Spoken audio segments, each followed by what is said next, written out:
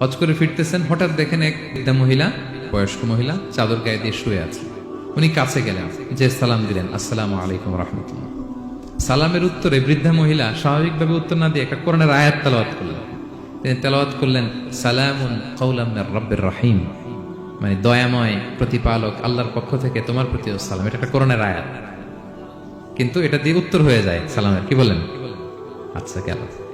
এবার আব্দুল্লাহ ইবনে মুবারক জিজ্ঞেস করলেন, মাযা তাসনাঈনা ফি হাযাল মাকান, এখানে কি করেন আপনি, কি করতেছেন একা একা?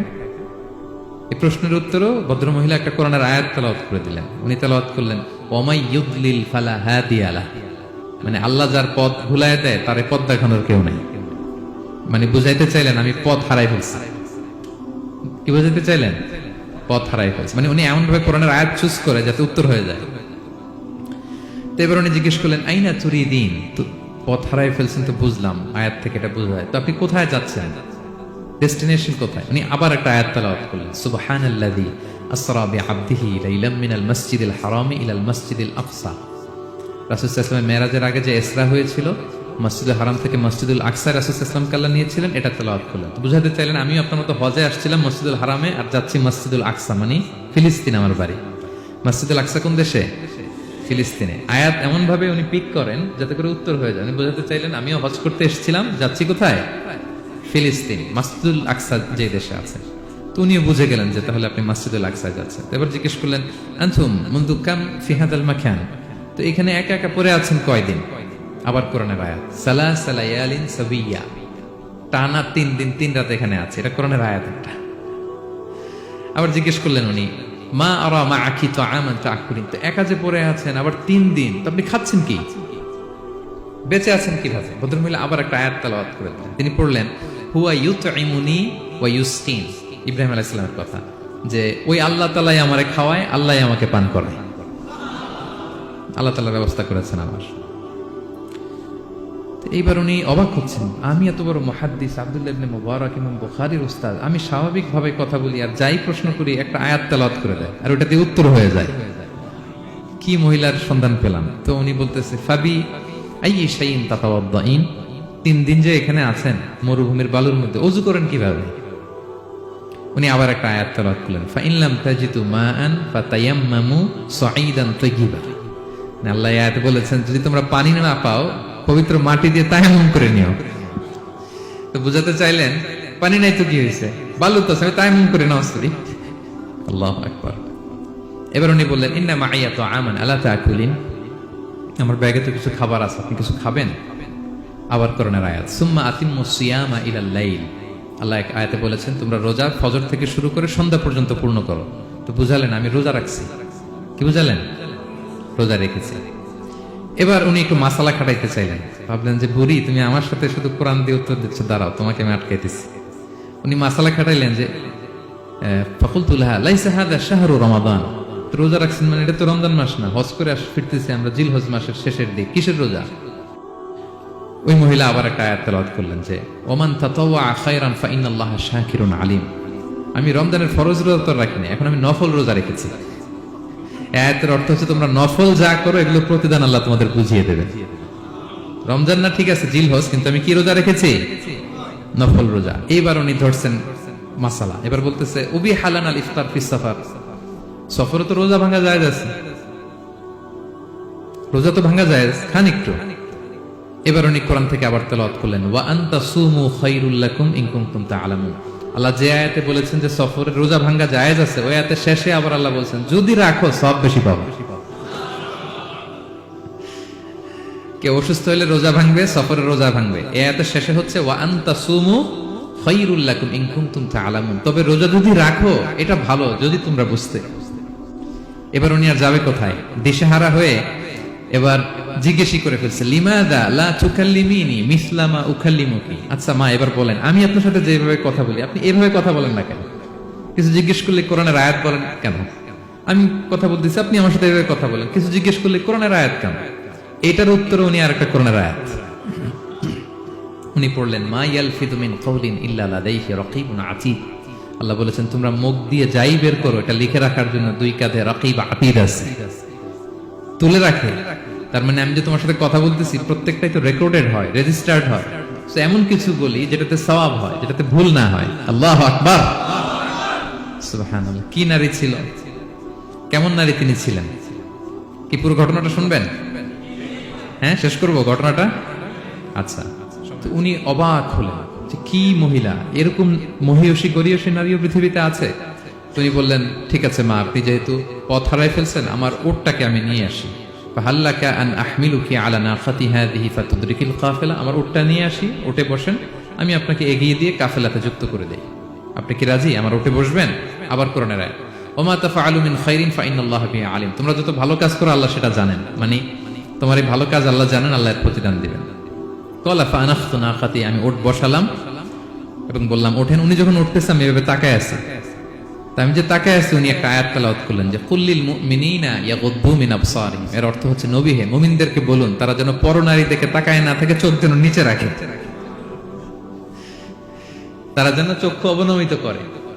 মানে বুঝাতে চাইলেন যে আমি তো বেগানা নারী, পরনারী, তা আমি উঠে উঠতেছি, আপনি তাকায়, সে হয়তো তাকায় আছে যে বৃদ্ধা মহিলা উঠতে যদি কষ্ট হয় পড়ে যায়। তো উনি যখন দেখতেছেন তাকায় আছে, উনি বলতেছে কুল্লিল মুমিনিনা ইয়াগুদ্দু মিন আবসারিহিম, নবী হে বলুন বিশ্বাসীদের তারা যেন চোখ নিচের দিকে করে রাখে। উনি লজ্জা পেয়ে গেলেন, ফাগাদাততু বাসারি, আমি লজ্জায় চোখ নামালাম। এরপর আমি বললাম ইরকাবি ওয়াকাদ আকালতু নাকাত, ওঠেন, আমি আবার ওটের রশি ধরে টানি, টানতে আরম্ভ করলেন। ভদ্র মহিলা উঠেই আবার কোরআনের আয়াত করলেন, যেটা আমরা গাড়িতে বা কোনো বাহনে উঠলে পড়ি। তিনি পড়তে আরম্ভ করলেন সুবহানাল্লাযী সাখখারা লানা হাযা ওয়া মা কুন্না লাহু মুকরিনিন ওয়া ইন্না ইলা রাব্বিনা লামুনকালিবুন।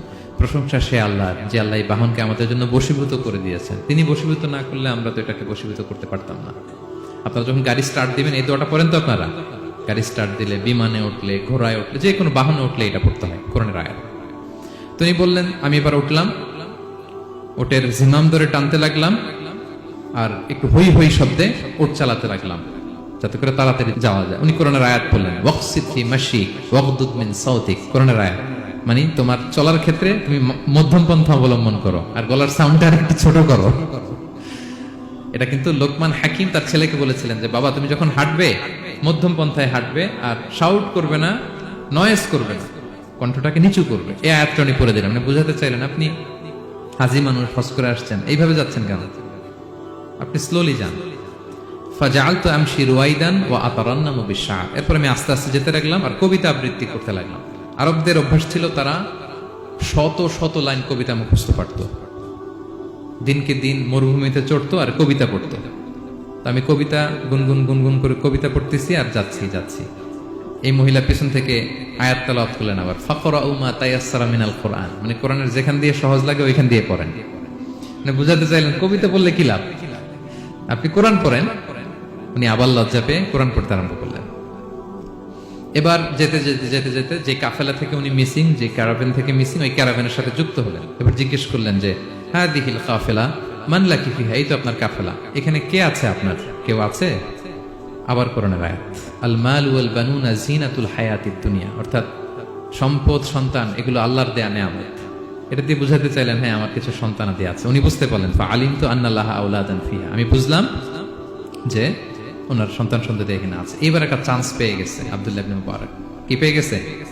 উনি মনে মনে ভাবলেন ওনার ছেলেদের নাম কি, এটা জিজ্ঞেস করি, তাইলে তার উত্তর দিতে পারবে না। সুন্দর না প্রশ্নটা? এবার উনি বলতেছে ফাকুলতু লাহা মা আসমাউ আওলাদিক, মা এবার একটু বলেন তো আপনার ছেলেগুলোর নাম কি? কে জিজ্ঞেস করলেন? এটা তো আর নান্টু বল্টু সল্টু তো আর কোরআনে পাওয়া যায় না। আমরা নাম রাখি কি সল্টু বল্টু, সল্টু বল্টু কোরআনে আছে নাই? তো উনি এবার চান্স নিলেন, এবার জিজ্ঞেস করে আপনার ছেলের নাম কি। এইবার আর উত্তর থাকবে না, অনেকক্ষণ আমার সাথে ইয়ে করছেন। তো জিজ্ঞেস করতেছে লাহা ওয়ামা আসমাউ আওলাদিক, আপনার ছেলেদের নাম কি একটু বলেন তো। এই প্রশ্নের উত্তরে উনি 3টা আয়াত তেলাওয়াত করছে। এতক্ষণ তো একটা, এখন কয়টা? এখন 3 নম্বর গিয়ারে চালাইতেছে। উনি প্রথম আয়াত তেলাওয়াত করলেন ওয়াত্তাখাযাল্লাহু ইব্রাহিমা খলিলা, এরপর বললেন ওয়া কাল্লামাল্লাহু মূসা তাকলিমা, সবশেষে বললেন ইয়া ইয়াহইয়া খুযিল কিতাবা বিকুওয়া। আল্লাহু আকবার। আমি ইব্রাহিমকে খলিল হিসেবে নিয়েছি, মুসাকে কালিমুল্লাহ বানিয়েছি এবং ইয়াহইয়াকে বলেছি হে ইয়াহইয়া তুমি তাওরাত কিতাবকে শক্ত করে ধরো। তার মানে বুঝাতে চাইলেন আমার বড় ছেলের নাম ইব্রাহিম, পরের ছেলের নাম মুসা, ছোট ছেলের নাম ইয়াহইয়া। সুবহানাল্লাহ পড়বেন না? কি নারী ছিলেন! কোরআনের বাইরে যেন যাওয়া না লাগে, কোরআন থেকে ছেলেদের নাম চুজ করে রাখছেন। ছেলেদেরকে ডাকলে এই নামেই ডাকেন। এরপর ছেলেদেরকে ডাকলেন কোরআনের আয়াত পড়ে, ফাবাআসু আহাদাকুম বিওয়ারিকিকুম হাযিহি ইলাল মাদিনাতি ফালইয়ানজুর আইয়ুহা আসকা তুআমান ফালইয়াতিকুম বিরিজকিম মিন। এটা সূরা কাহফের একটা আয়াত। গুহাবাসী 7 জন যুবক যখন ঘুমিয়ে পড়েছিল, 309 বছর পরে যখন জেগেছিল, একজনকে টাকা দিয়ে বলেছিল যাও তুমি কিছু খাবার নিয়ে আসো। এই আয়াত বুঝাইয়া তিনি ছেলেদের বুঝাইলেন যে মেহমান আসছে, কিছু নিয়ে আসো খাবার, ওনারা খাওয়াইতে হবে। উনি অনেক হেল্প করছে আমাকে। তো ছেলেরা খাবার নিয়ে আসলো। খাবার দেওয়ার পরে মহিলা আবার কোরআনের আয়াত, কুলু ওয়াশরাবু হানিআম বিমা আসলাফতুম ফিল আইয়ামিল খালিয়া। এটা আসলে আল্লাহ তাআলা জান্নাতীদেরকে বলবেন। আমরা যখন জান্নাতে ঢুকবো আল্লাহ বলবে কুলু ওয়াশরাবু হানিআম বিমা আসলাফতুম ফিল আইয়ামিল খালিয়া। এই দুনিয়াতে এত জুলুম নির্যাতনের শিকার হয়েছে, এত নেক কাজ করেছো, প্রতিদান হিসেবে আজকে জান্নাতের এই নাজ নেয়ামত ভোগ করো। বৃদ্ধ মহিলা এই আয়াতটা বললেন, তার মানে মরুভূমিতে অনেক কষ্ট করেছেন আপনি আমার জন্য, এখন আপনি আমার পক্ষ থেকে এই হসপিটালিটি, রিসেপশন, এই আপ্যায়ন গ্রহণ করুন। এবার উনি বলতে আরম্ভ করলেন, ছেলেদেরকে বললেন, কুলতু আল আনা তুআমাকুম আলাইয়া হারাম। এই ছেলেরা, এই খাবার আমার জন্য হারাম, হাত্তা তুখবিরুনি বিআমরিহা, যতক্ষণ না এই মহিলাকে, এর হিস্ট্রি যতক্ষণ না আমার না বলো। আগে বলে এই ভদ্র মহিলা কে, কি তার ঘটনা, যতই দেখছি অবাক হচ্ছি, যতই শুনছি অবাক হচ্ছি, কে সে? যাই বলি শুধু কোরআন দিয়ে বলে, ঘটনাটা কি? এবার ছেলেরা বলল, ফাকুলু হাযিহি উম্মুনা, ইনি আমাদের মা। লাহা আরবাউনা সানা, ওনার বয়স 40 বছর। লাম তাতাকাল্লাম ইল্লা বিল কুরআন, জীবনে কোনোদিন কোরআন ছাড়া মুখ দিয়ে অন্য কোনো কথা বলে নাই। মাখাফাতা আন তাযিল্লা ফায়াসখাতা আলাইহির রহমান, এই ভয়ে যে কোন কথায় আল্লাহ আবার নারাজ হয়ে যায়, আমার কোন কথায় আবার কোন ভুল হয়ে যায়, আমার কোন কথায় আবার রহমান আমার উপর নারাজ হয়ে যায়। এজন্য আমরা আমাদের জন্মের পরে জীবনে আমার মাকে কোরআন ছাড়া কোনো কথা বলতে শুনিনি। অবাক হলেন আব্দুল্লাহ ইবনে মুবারক, ইমাম বুখারীর উস্তাদ। উনি খাবার হাতে নিয়ে এবার বললেন যে উনি তো অনেক আয়াত বললো, এবার আমি একটা আয়াত বলি।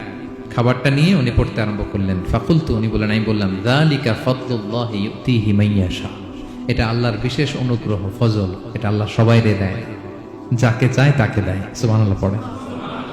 এটা আল্লাহর বিশেষ অনুগ্রহ, তিনি সবাইকে দান করেন না, যাকে চান তাকে দেন। তোমাদের মা অনেক মহিয়সী গরিয়সী একজন মাতা তোমরা পেয়েছো। এই হচ্ছে ঘটনাটা। আল মুতাকাল্লিমাতু বিল কোরআন, যে নারী তার জীবনের পুরো সময়টা শুধু কোরআন দিয়ে কনভারসেশন করেছেন, কথা বলেছেন। যেই প্রশ্নই তাকে করা হয় কোরআন থেকে বলতেন, কারণ আল্লাহ বলেছেন, মা ফাররাতনা ফিল কিতাবি মিন শাই, এই কিতাবে আমি কোনো কিছু বাকি রাখি নাই। মানব কল্যাণের, মানব প্রয়োজনীয়, হিউম্যান ডিমান্ড যা দরকার সব আল্লাহ বলে দিয়েছেন। তিবিয়ানান লিকুল্লি শাই, সবকিছুর সুস্পষ্ট ব্যাখ্যাই কোরআনে আছে। আল্লাহ বলেন, লাউ আনসালনা হাযাল কুরআনা আলা জাবাল রাআইতাহু খাশিআম মুতাসাদ্দিআম মিন খাশিয়াতিল্লাহ, এই কোরআনকে আমি পাহাড়ে নাজিল করলে পাহাড় চূর্ণ বিচূর্ণ হয়ে যেত। আলাস্কা মাউন্টেন রেঞ্জ, আল্পস পর্বতমালা, মাউন্টেন এভারেস্ট ভেঙে চুরে খানখান হয়ে যেত। সে কোরআনকে আল্লাহ তাআলা আমাদের উপর নাজিল করেছে। আমাদের রেসপন্সিবিলিটি অনেক বেশি। আজকে আমি কতগুলো কোরআনের আয়াত তেলাওয়াত করছি, কেউ কি গুনতে পারবেন? শত শত কোরআনের আয়াত তেলাওয়াত করেছি, কারণ কোরআন নিজেই নিজের পরিচয় দিতে সক্ষম, কারো লাগে না। কোরআন নিজেই বলতে পারে, যেই প্রশ্ন আপনি ছুড়ে দিবেন কোরআন নিজেই আনসার করে দেবে, নিজেই আপনাকে অ্যাড্রেস করবে, নিজে আপনার সমাধান হাজির করবে।